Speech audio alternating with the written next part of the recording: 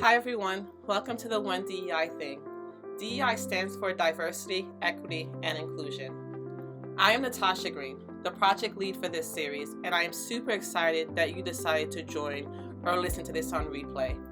Shout out to the folks who will be replaying this. You get mad love from me also. This is an AnitaB.org webinar series in which men share one thing they did to improve their company's culture. Absolutely. There are probably tons of things these individuals are doing, but I decided one thing would be enough in the time we have together. All speakers wanted to create a culture so that employees feel that they can grow, learn, and have equal opportunity for advancement in their highest individual potential, no matter who they are, where they're from, what their race is, how they look, or even how old they are. Each speaker believes that an individual potential should not be restricted because of discriminatory practices. This initiative stems from AnitaB.org's mission, where we envision a future where the people who imagine and build technology mirror the people and societies for whom they build it.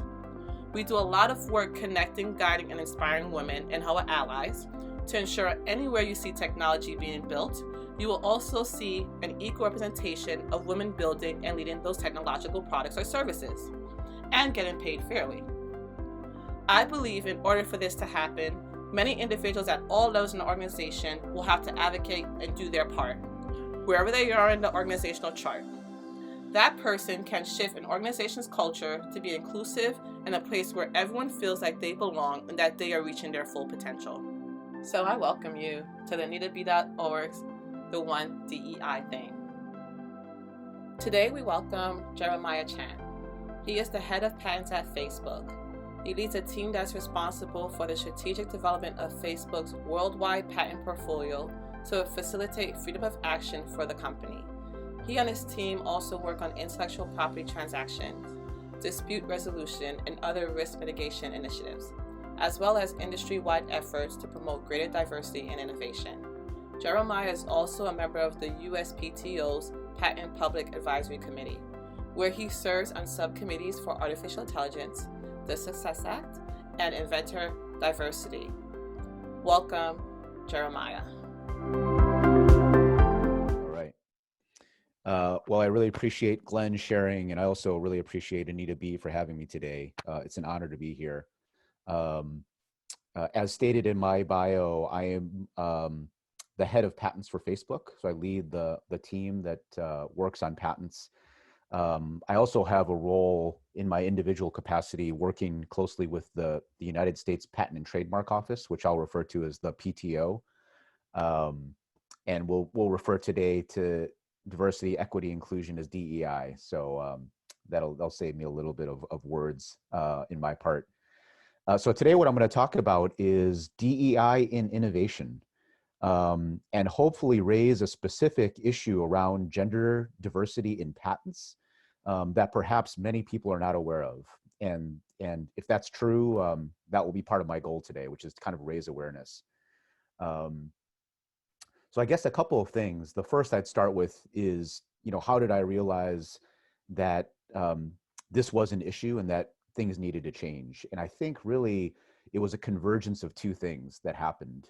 One was my own kind of personal journey and education awareness, similar to kind of the journey that Glenn talked about. And then the other thing was a number of things happening at the PTO around some research and some findings that they had published. And they kind of both happened around the same time that I'll talk about in a second. But let me start with the PTO. So at the end of 2018, Congress passed a bill called the Success Act. And SUCCESS stands for the study of underrepresented classes chasing engineering and science success. And essentially the bill directed the USPTO to study the number of patents applied for and obtained by women, minorities, and veterans. As a follow-up, in February of 2019, the PTO published a report that anyone can access online. It's called Progress and Potential. And it actually highlighted a number of what I would call big problems. There were a few stats that really caught my attention that I can share with you. The first one is, of all patent inventors in 2016, the percentage of female inventors was only 12%. The data also showed that the growth rate of female inventors had been slowing down over time. And so the percentage of female inventors had only increased by 2% from the year 2000 to the year 2016. So that's 2% in 16 years. And what kind of struck me was that at that current rate, we'd probably have to wait another 70 plus years to see gender parity in patenting. I have been working in intellectual property law since 1999. And so for most of my career, I've spent my time working with technologists and inventors. And the vast majority of those technologists and inventors have all been male. But I really had never seen any kind of data like that was presented in the USPTO's report. And it confirmed a lot of my suspicions. And in some ways, it was even worse than I thought. It confirmed the untapped potential of women, minorities, and veterans to spur innovation. And was also crystal clear to me that something needed to change. Around the same time, I was kind of going through my own personal journey of education and awareness. And I guess a couple things I'd say. One is the mental process to want to make a difference and want to change things was a pretty long personal journey for me. And I think much like Glenn's, it was a long process of learning and self-exploration. For me, it was over the last 7 years where I've really been kind of trying to learn more about DEI, what it is, why it matters. And I've read a lot of books, a number of the books that Glenn mentioned, lots of articles, listened to a lot of speakers in DEI, and I've been able to take a lot of classes that have all helped me along. But really, it was kind of when I joined Facebook back in April of 2018, I would say I felt like my learning curve went from linear to exponential. Facebook has a great selection of courses on bias, inclusion, and allyship, all of which I've taken. But really kind of in early 2019, around the same time that this PTO report was published, I had a chance to take a course that really opened my eyes. It was called Design for Inclusion, and it was led by this really phenomenal facilitator named Hannah McCloskey. She's the founder of an organization called Fearless Futures. And over the course of 3 full days, we dove headfirst into the root causes of inequality and discrimination. And we confronted our own biases and misconceptions. A lot of honesty, a lot of it was really tough and exhausting. But it was really kind of changed my whole mindset around these issues. For me personally, I've experienced a lot of racism and discrimination in my own past. But through that class, it was the first time I was able to see what I would call systems of oppression, long-standing structures and laws that have reinforced the positions of privilege and power in our society, those who have it and those who do not. And that's why I think change has been so slow to arrive.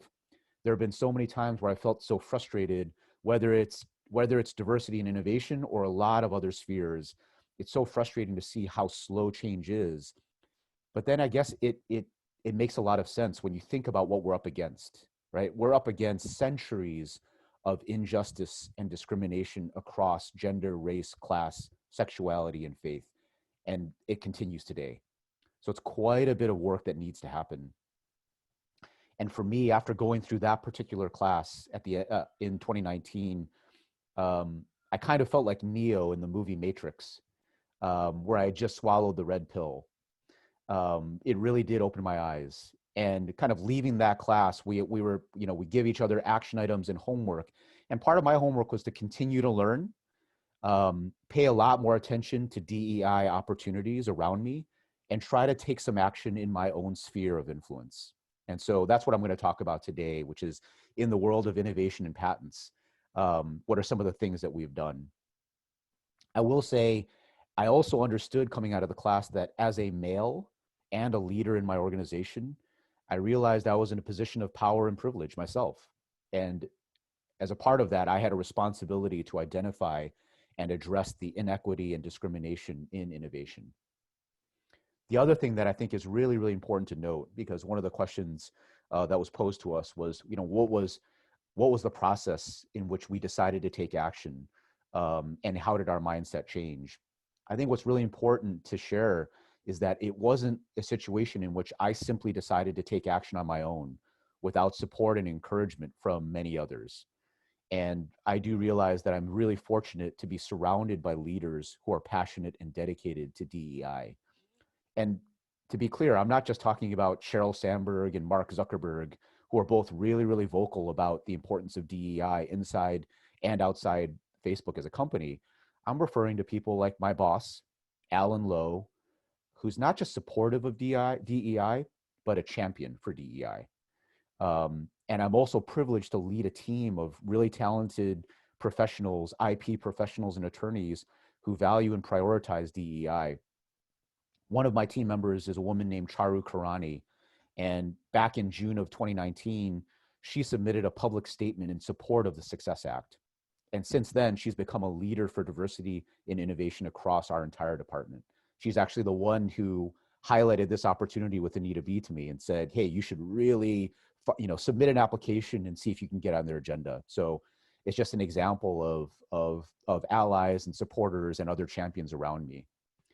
I also get to work really closely with the patent office, the USPTO. And as an organization, they prioritize DEI. I've seen firsthand Director Andre Yanku, who's deeply committed to increasing PTO engagement with underrepresented people. And I get to work closely with Valencia Martin Wallace, who leads the PTO's national program on innovation expansion. So the bottom line here is that it definitely takes a village, and I'm thankful to work with so many allies and warriors for DEI. So getting a little bit into the initiatives that we've taken and how we started. The first thing we did was we started to reach out to other organizations like the PTO, and also other organizations like the Intellectual Property Owners Association, or IPO as it's known. IPO was working on a toolkit at the time to help companies diagnose the problem of gender diversity in innovation. And so we partnered with them and worked really closely with IPO to apply the steps in the toolkit to figure this out at Facebook. And one of the first steps we took was investigating Facebook's internal numbers. Our preliminary analysis showed that only 24% of all of Facebook's patent applications named at least one female inventor, and only 14% of our company's patent inventors were women. And if some of you have read Facebook's diversity report, in our 2019 diversity report, we published that 23% of our employees in technical roles were women. And so for me, it confirmed a pretty big issue that many of Facebook's women were not plugged into our patent program and not getting their names on patents. Initially, we decided to take action and tackle the problem head first. We scheduled invention harvest sessions that were focused on women inventors. And I would say, despite lots of advertisement and endorsement and support by senior executives, we actually had very little participation. And it kind of bummed a lot of us out on the patent team. We had, food ready, we had swag ready, we had t-shirts, and not a lot of people showed up to participate. And so what we realized, rather than kind of sulking for too long and giving up, we realized we needed to spend more time diagnosing the problem. And so we applied a framework called design thinking.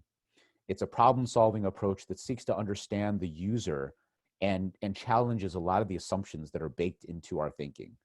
And it was really useful when we went through a design sprint, and it helped us kind of redefine the problem and revise our entire action plan. It resulted in a very different plan than we had first come up with. And that plan has now turned into our current plan with a number of goals around it. But at the highest level, it basically has three prongs. The first one is data. We need more data to better understand our inventor community. And so we're working on a survey for Facebook inventors that will help us better understand the obstacles, barriers, and biases that Facebook women experience, and try to create a feedback loop to inform our programming for future. The second one is what we call metric standardization. We're working with a number of other companies and organizations to develop a consistent set of metrics by which we can use to measure progress in this area. And we're hoping to collaborate with the USPTO as well. They're very interested in trying to come up with something as well. And you can imagine a consistent set of metrics that lots of companies and organizations use. I think it will help greatly facilitate a dialogue around what we can do together and sharing best practices. And the last prong is around recognition and awareness. We want to raise awareness of gender disparity in innovation and recognize prolific female inventors to create a lot more visibility for women on what is possible. And we're working on putting together an industry-wide conference in coordination with the PTO, academia, and other companies who are interested in sharing best practices. And this is one area where Anita B is helping us out with this goal by raising visibility and transparency around this issue. Accountability. So I think this is a really, really important area. So how do we hold ourselves accountable, and how do we establish accountability for these DEI efforts? You know, in my own career, I've seen organizations talk about the importance of DEI, but don't really prioritize them. Employees are allowed to work on these DEI initiatives, but only in their spare time.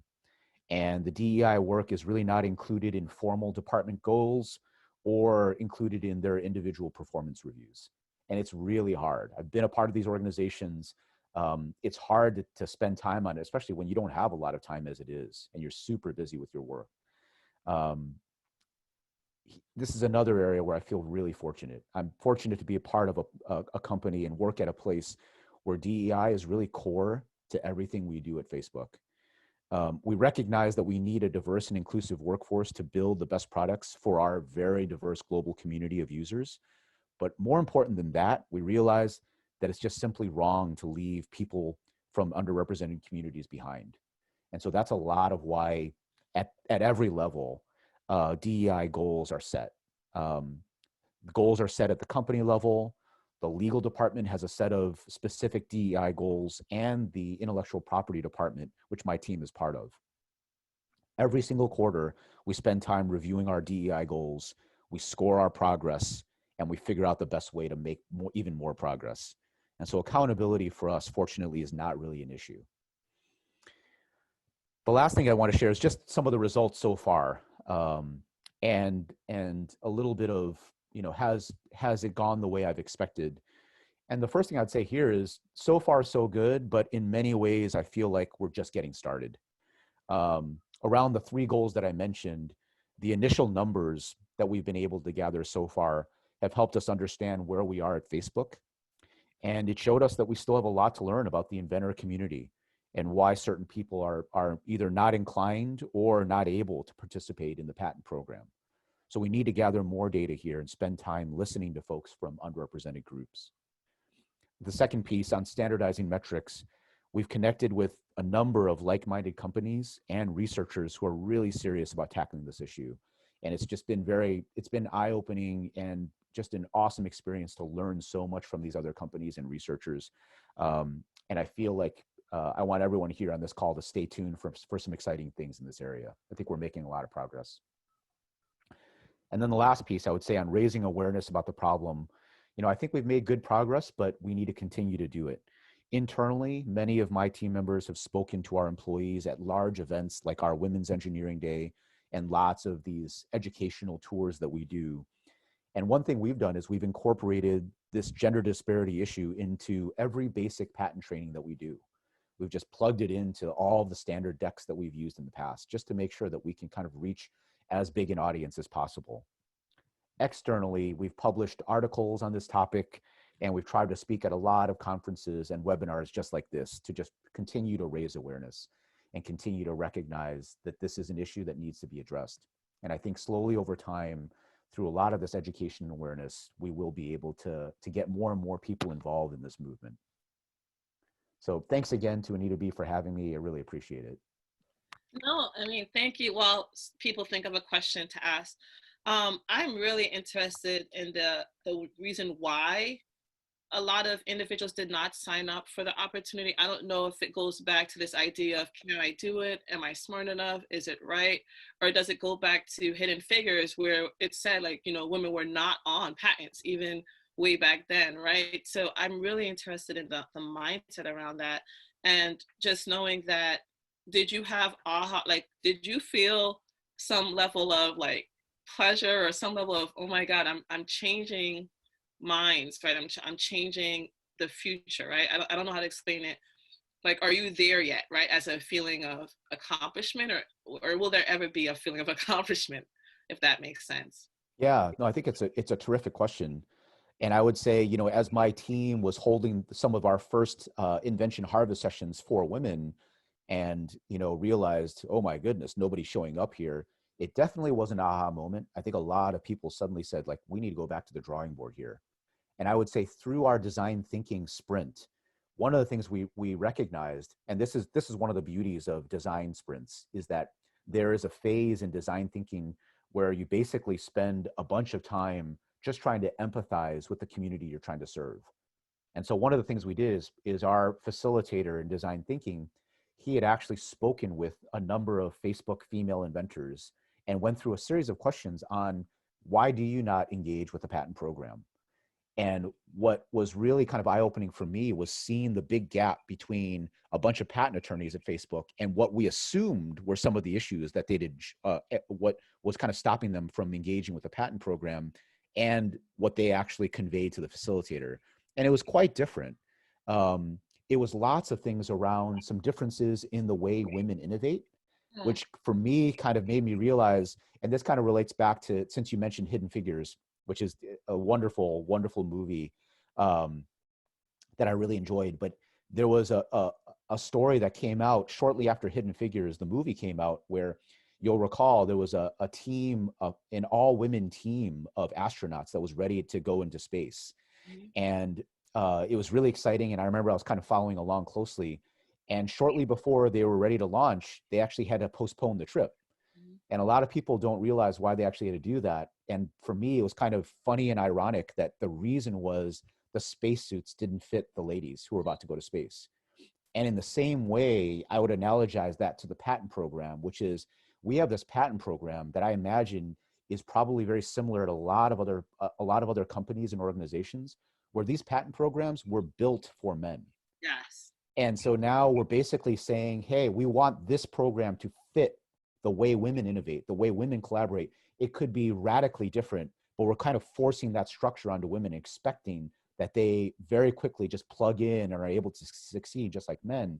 And I think we need to step back and say, I don't think it was built for women. So how do we understand how women innovate? And talking to a couple of researchers, there were two researchers that I've recently spent a bit of time with, Fiona Murray and Mercedes Delgado, who are studying kind of this issue of how women innovate. They've got lots of really interesting findings about how women innovate differently than men. And we need to incorporate that into some of the responses and measures that we're taking around creating a program that truly engages women and really tries to remove some of the obstacles they have in being able to innovate and being able to actually get their ideas out there so we can start seeing them as inventors on patents. To try to just stick their names on patents, which is kind of what we try to do, it's kind of like just shoving a round peg through a square hole. And until we were able to step back, I think we've learned a lot. And through this empathy exercise of trying to listen and learn, a lot of what Glenn was saying as well, you start to get at the real problems of what's standing in their way. The other piece that we've seen and heard a lot about is just in terms of the burden of work at home, taking care of kids, and a lot of the chores and duties at home. We know that many studies have found that it falls disproportionately upon women. Yeah. And so many of the male inventors I've talked to, a lot of times they're writing up their invention disclosure to submit it in their spare time on the weekends or at nights. Yeah. When you got women who are handling a lot more of the home responsibilities, they might not have that time. So how do you carve out time for them to be able to spend it submitting new inventions and ideas to the patent program when they may not have the same amount of time that their significant others have? So these are some of the issues that we've started to learn about. And it's really kind of helped us to rethink, you know, what are these goals that we should be setting? How do we understand the problem? And then how do we actually formulate solutions that actually try to address the problem? Yeah, absolutely. And then I know there's two questions, and you were so kind to give me 5 extra minutes, 6 minutes after the hour. I am gonna pause to answer y'all questions. Y'all, I'm not gonna record y'all questions.